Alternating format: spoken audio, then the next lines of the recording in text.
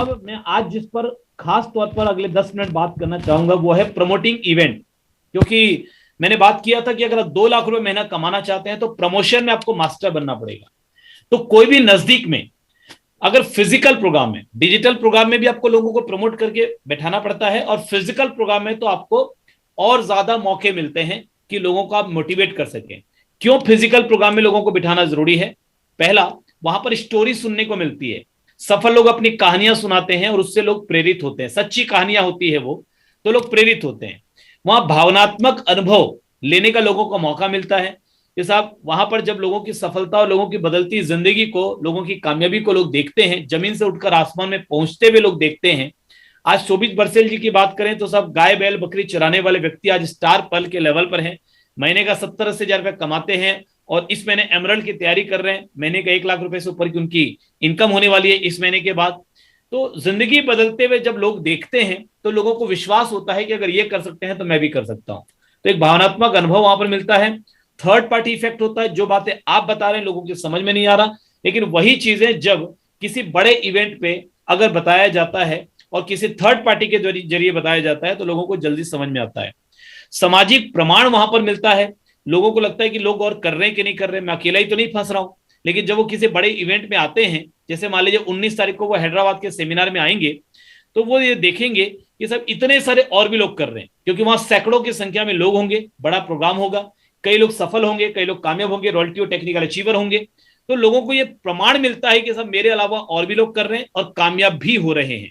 तो ये देखने को मिलता है किसी बड़े प्रोग्राम में, जैसे 19 तारीख को हैदराबाद में होने वाला है।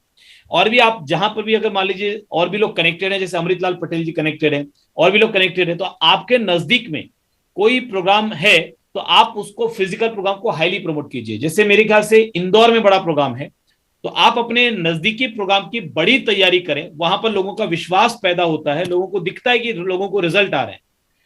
अगर लगातार लोग मीटिंग में आते हैं तो धीरे धीरे उनके रिलेशंस डेवलप होते हैं, और रिलेशन डेवलप होने की वजह से वो आरसीएम बिजनेस में लंबे समय तक टिकते हैं, और टिकेंगे तो बदलेंगे, टिकेंगे तो कामयाब होंगे।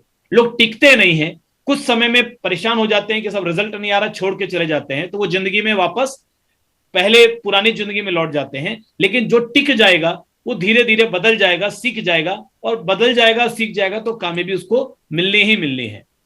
किसी भी बड़े इवेंट को प्रमोट करने के लिए और बड़ी तैयारी करने के लिए 4 चीजें जरूरी हैं।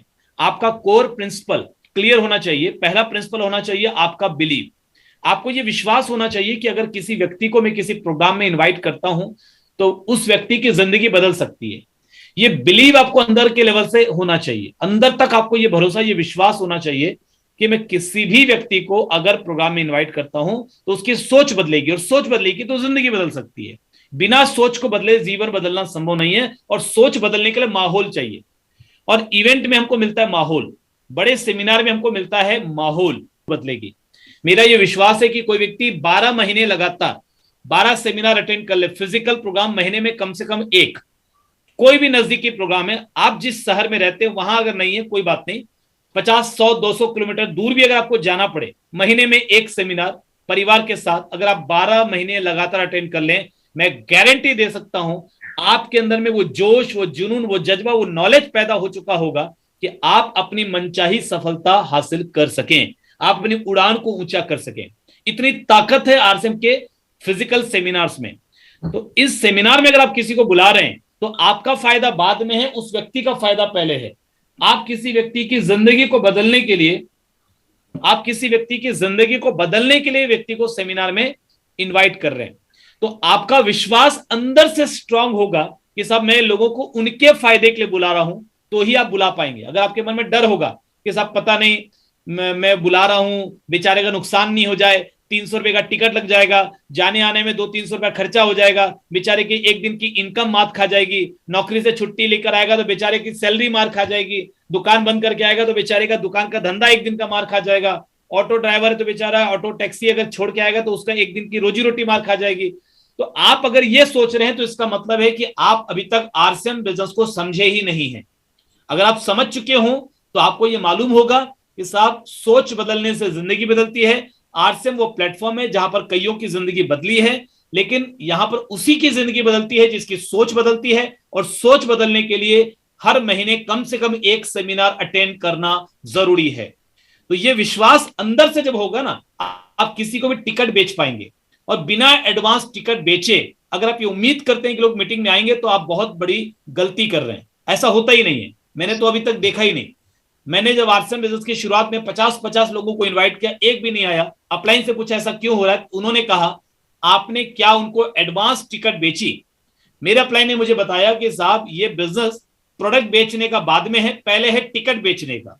आपको टिकट बेचना सीखना पड़ेगा।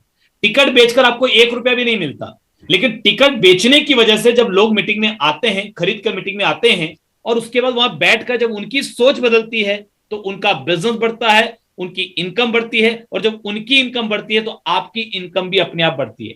तो ये बेसिक प्रिंसिपल है कि साहब मीटिंग में लोगों को लाया जाए तो लोगों की जिंदगी बदलेगी। तो आपको एडवांस टिकट बेचना पड़ेगा, लोगों को ये साफ साफ बोलना पड़ेगा कि सर मैं 300 रुपए आपका खर्चा करवाना चाहता हूं, एक परिवार से कम 2 लोग, पति पत्नी है तो पति पत्नी, और अगर और लोग आना चाहे तो बहुत वेलकम है। बच्चों को भी बुलाइए, चाचा चाची को भी बुलाइए, भैया भाभी को भी बुलाइए, बहन को भी बुलाइए। घर में जितने लोग हैं सारे के सारे अगर मीटिंग में आते हैं तो उस घर में कभी भी नेगेटिविटी भूल करके भी प्रवेश नहीं कर सकती। और जिस घर में पूरा परिवार आरसीएम को लेकर पॉजिटिव हो, उनकी कामयाबी दूसरों की तुलना में 10 गुना बड़ी आ सकती है।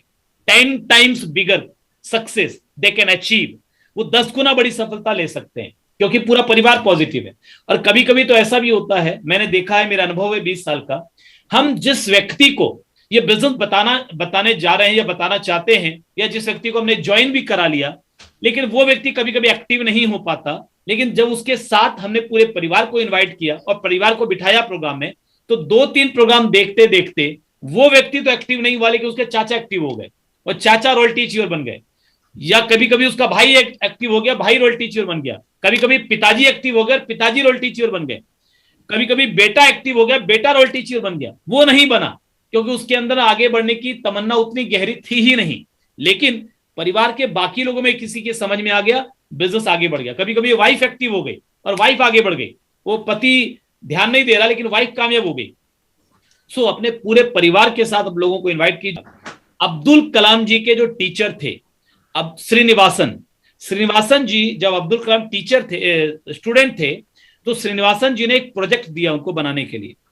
तो अब्दुल कलाम जी ने बोला सर ये प्रोजेक्ट बहुत बड़ा है, मुझे अपनी पूरी टीम की हेल्प लेनी पड़ेगी और मुझे 30 दिन का टाइम चाहिए। ध्यान से सुनिएगा, उन्होंने कहा मुझे 30 दिन का टाइम चाहिए। श्रीनिवासन जी ने कहा कि बेटा 30 दिन का तो नहीं, लेकिन तुमको मैं 3 दिन का टाइम दे सकता हूं, और अगर 3 दिन के अंदर में तुमने ये प्रोजेक्ट पूरा नहीं किया तो तुम्हारी जो स्कॉलरशिप तुमको मिल रही है वो बंद हो जाएगी। अब अब्दुल कलाम जी हड़बड़ा गए, उन्होंने कहा कि सर ये इतना बड़ा प्रोजेक्ट 3 दिन में कैसे होगा। श्रीनिवासन जी ने कहा ये मैं नहीं जानता, लेकिन अगर नहीं होगा तो तुम्हारी स्कॉलरशिप बंद हो जाएगी। अब अब्दुल कलाम जी की रातों की नींद हराम हो गई कि साहब प्रोजेक्ट पूरा करना जरूरी है, और नहीं होगा तो मेरी स्कॉलरशिप बंद हो जाएगी, और स्कॉलरशिप नहीं तो मेरे पास पैसा है तो इतना है ही नहीं कि मैं पढ़ सकूं, मैं तो स्कॉलरशिप की वजह से ही पढ़ पा रहा हूं। तो उन्होंने दिन रात एक कर दिया, खाना पीना हराम हो गया, सोना हराम हो गया, पूरी टीम के साथ मिलकर 3 दिन में वो प्रोजेक्ट कंप्लीट कर लिया।